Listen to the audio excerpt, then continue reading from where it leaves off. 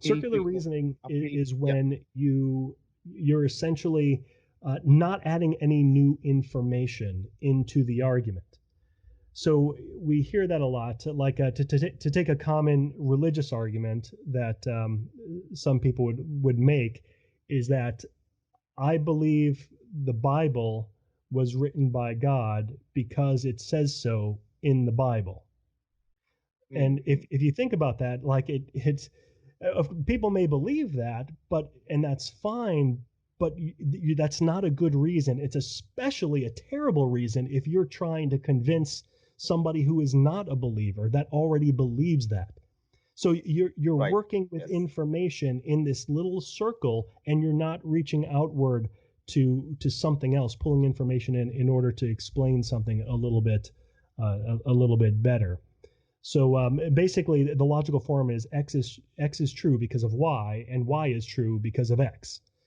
And Mm-hmm. these are actually comical in a way. You could get if you listen to comedy a lot and listen to comedians, you'll hear or you'll read a lot of their jokes based on circular reason because it's so silly in a sense because nobody would ever accept something like that.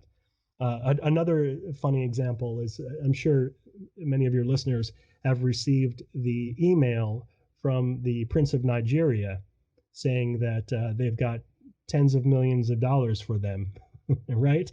Uh, and you're going to say, wait, well, why do you believe that?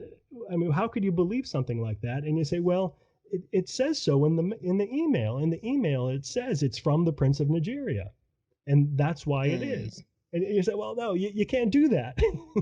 It doesn't make sense. So that's a good example of circular reasoning.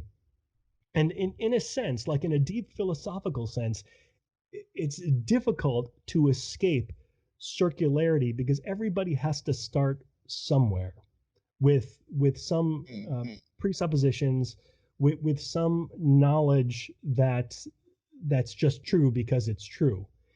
And if we all have to do that, so a lot of times circular reasoning gets thrown out as like a, hey, you're committing the fallacy of circular reasoning, when in fact you're really not. You're just doing the best you can with what you have.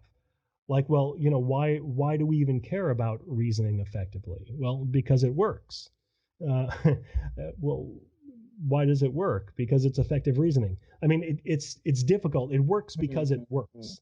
It, Yeah. it works because it produces the Yeah. results. Yeah. When you try to use reasoning to explain reasoning, you're caught in this circle, and you can't get out of it. But that's kind of the nature of things. You could only go so far back, and then and Mm. you take it from there.